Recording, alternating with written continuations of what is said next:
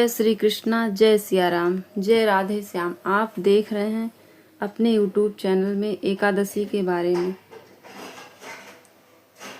एकादशी का व्रत किया है और वो ज़्यादा भाग्यशाली जिन्होंने एकादशी का व्रत करने के बाद में उसका उद्यापन किया है। उद्यापन करने के लिए कम से कम 26 एकादशी का व्रत होना चाहिए। इसीलिए जिसमें अधिक मास पड़ जाता है तो फिर 26 एकादशी हो जाती है।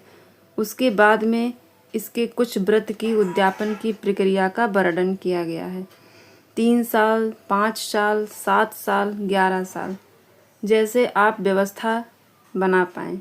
एक बार 11 का उद्यापन आप ज़रूर कीजिएगा।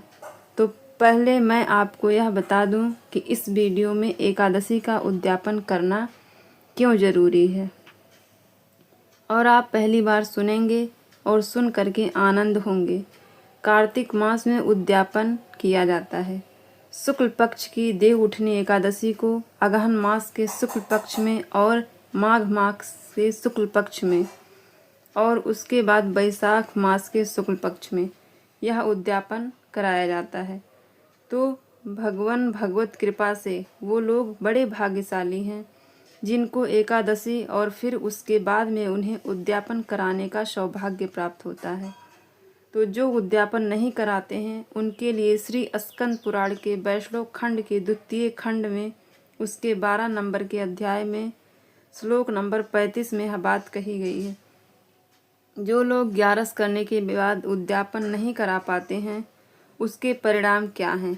एकादशी का व्रत करने वाले लोग 11 का व्रत नहीं किए, 11 के व्रत का उद्यापन नहीं किए, तत्पश्चात मृत्यु के पश्चात ऐसे लोग कुष्ठ रोग और अंधे बन करके पैदा होते हैं। ऐसा वर्णन किया गया है। बहुत ध्यान से सुन लीजिएगा। एकादशी का व्रत आपको इंद्र बना सकता है। एकादशी का व्रत आपको महान बना सकता है, तो इसकी त्रुटियां भी हमें गर्त में डाल सकती हैं। इसीलिए एकादशी के व्रत को बहुत सावधानी पूर्वक यह समझें, साक्षात भगवान विष्णु ही 11 के दिन आपके सन्मुख किसी न किसी रूप में चल करके आए हैं। एक बार मैं फिर निवेदन करूंगी, एकादशी का व्रत करने वाले लोगों के लिए यह बहुत ज़्यादा सुनना जरूरी है। आपको भयभीत नहीं कर रही हूँ। बताया जाता है कि आपने जीवन में व्रत किया है, कई तरह की गलतियाँ हो जाती हैं, अपराध हो जाते हैं, लेकिन उसका उद्यापन करने से कराने से उसका प्रायश भी हो जाता है। इसीलिए उद्यापन तो हर व्रत का ही होना चाहिए। 11 में इस व्रत को उद्यापन को एक विशेष माना गया है।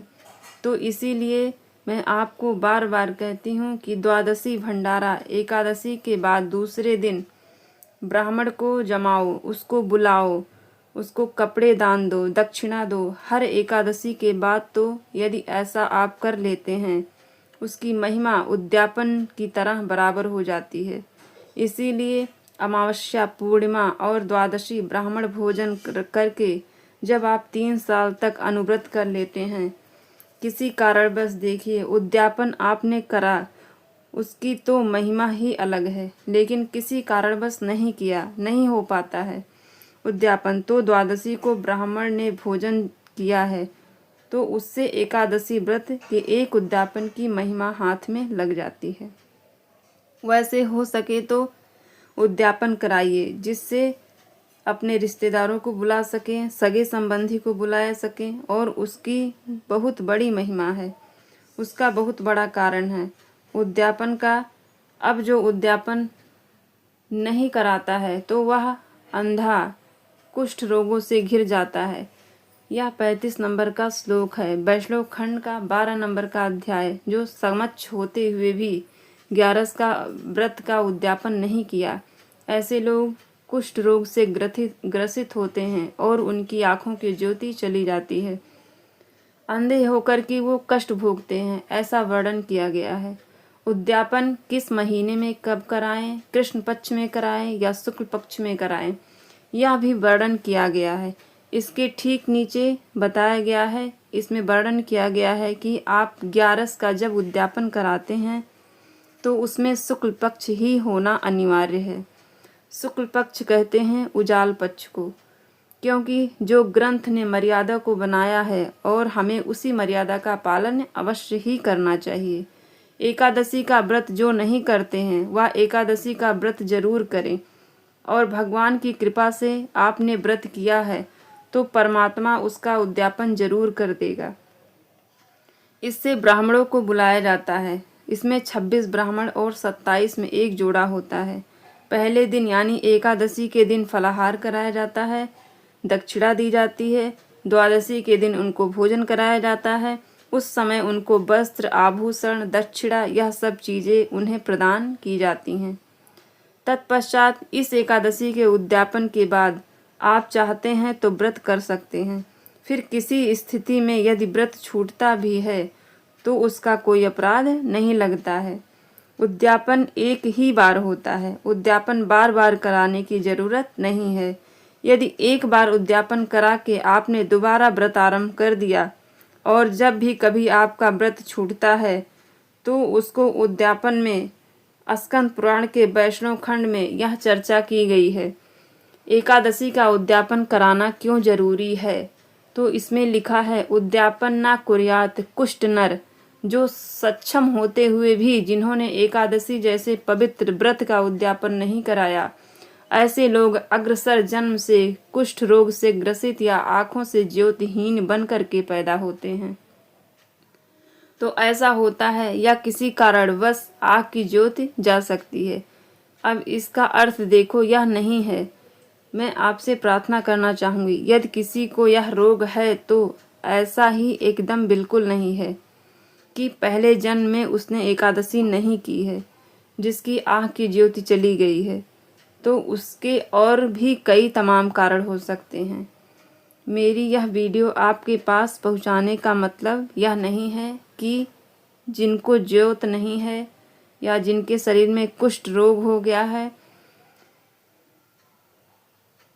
मैं उनका कोई अपमान नहीं कर रही हूँ। यदि किसी को यह बीमारी भी है तो वह भगवान को प्रार्थना कहे कि हे प्रभु, हमने जीवन में कोई अपराध किया होगा, हो सकता है हमें तो पता नहीं, जिसकी वजह से परिणाम हमें भोगना पड़ रहा है। भगवान आप हमारे ऊपर कृपा कर दें, हमारे कष्टों को निवृत्त कर दें और हमें ऐसी बुद्धि दें जिंदगी के अंत श्वास तक हम आपका भजन स्मरण कर सकें। एक बात और नई सी मैं आपको निवेदन कर रही हूँ, 11 का व्रत सभी व्रतों में बहुत ज़्यादा श्रेष्ठ होता है। इस व्रत को करने से व्यक्ति निरोगी रहता है, यह सबसे बहुत बड़ी बात है। उसको भक्ति, मुक्ति, शक्ति तो सब मिलती ही है, लेकिन इस व्रत को करने से वो रोगहीन हो जाता है। और व्रत के साथ फिर आपने इसका जो उद्यापन करा दिया, यह तो बहुत बड़ी बात हो गई। ग्रंथ में लिखा है कि उद्यापन 26 एकादशी के बाद 3 साल में, 5 साल में, 7 साल में, 11 साल में और इसका उद्यापन करा लीजिए। आपके घर में 5 वर्ष से लेकर 85 साल तक के जनों को एकादशी के व्रत की करने की बात कही गई है। ऐसा नारद पुराण में वर्णन है। 5 वर्ष से लेकर 85 साल तक आयु के लोगों को यह व्रत कर लेना चाहिए, क्योंकि संपूर्ण जगत का कल्याण है एकादशी। आप सभी भक्तों को मैं हृदय से आदर करती हूँ। इस वीडियो में हमने ये चर्चा की थी एकादशी का उद्यापन कराना चाहिए कि नहीं कराना चाहिए, और कराना चाहिए तो क्यों करना चाहिए। आई होप आपको ये वीडियो पसंद आया हो तो please like, share and subscribe ज़रूर करें। ओम नमो भगवते वासुदेव।